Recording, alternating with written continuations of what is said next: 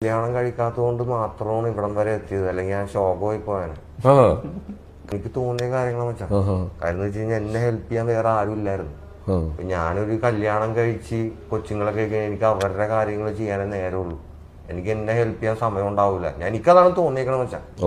പിന്നെ എനിക്ക് പറയാനുള്ളത് വെച്ചാൽ വെച്ചാൽ മരിക്കണ വരെ ഒരു പെണ്ണിന്റെ കൂടെ കഴിയുക പറയണത് ഭയങ്കര കോമഡിയാണ്.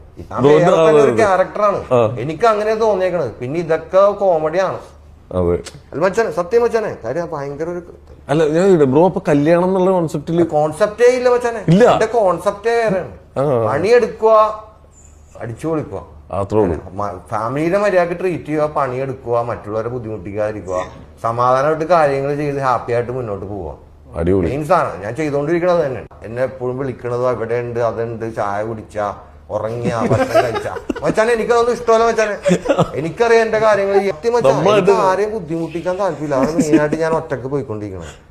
ഒരാളവിടെ വന്ന കൂടെ ഉണ്ടെങ്കിൽ അത് വലിയൊരു ബുദ്ധിമുട്ട് തന്നെയാണ്.